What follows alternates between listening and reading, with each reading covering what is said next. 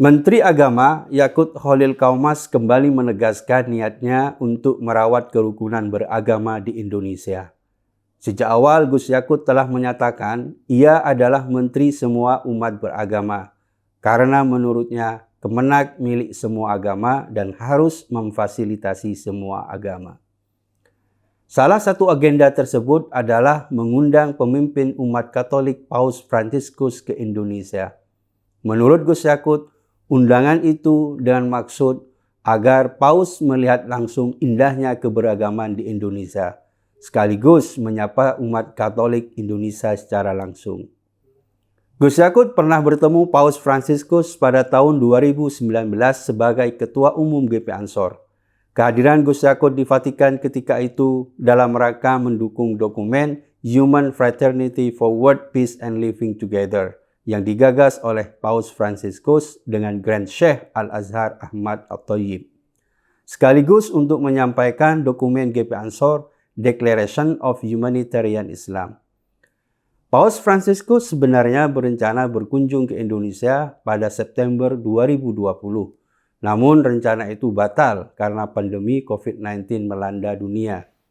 Penjajakan itu sekarang kembali dilakukan. Menimbang kondisi yang belum normal, maka hasilnya tergantung dari pihak Vatikan.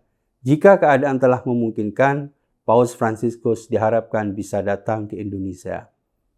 Gus Yakut bersama GP Ansor dikenal sebagai pihak yang getol memperjuangkan toleransi. Maka belum lama ini Gus Yakut ketika menjabat sebagai Menteri Agama telah mencanangkan tahun 2020 sebagai tahun toleransi. Pencanangan ini akan menjadi milestone atas upaya untuk menjadikan Indonesia sebagai barometer kerukunan umat beragama di dunia. Memang sangat disayangkan, toleransi beragama kita dinodai oleh aksi sejumlah kelompok di berbagai daerah yang memaksakan egoisme beragama mereka.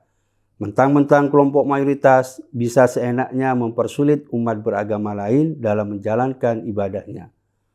Oleh sebab itu, harus dimulai awal yang baru untuk menegaskan semangat toleransi itu. Masa lalu yang buram tentang egoisme mayoritas itu harus disudahi.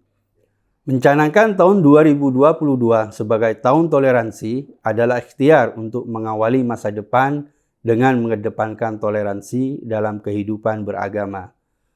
Umat Islam sebagai mayoritas harus arif dan dewasa, melindungi minoritas dan memudahkan urusan mereka karena semua umat beragama berlindung dalam asas Pancasila.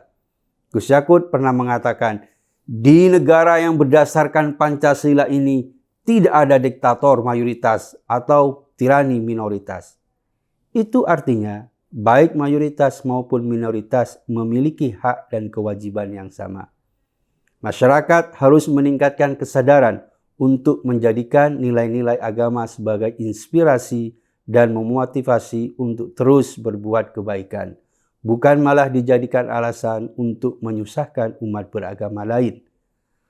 Rencana Gus Yakut mengundang Paus Fransiskus adalah sebuah upaya untuk merawat kebinekaan kita, bahwasanya kerukunan beragama kita menjadi tolak ukur di hadapan masyarakat dunia. Kerukunan itu harus diwujudkan di dunia nyata, bukan hanya menjadi indah dalam pidato kebangsaan kita. Hal itu bisa dimulai dari hal-hal mendesak, seperti kooperatif dalam memberikan izin lingkungan pada umat non-muslim yang ingin membangun rumah ibadahnya, serta memberikan toleransi atas ritual keagamaan yang sedang dilakukan oleh umat beragama lain.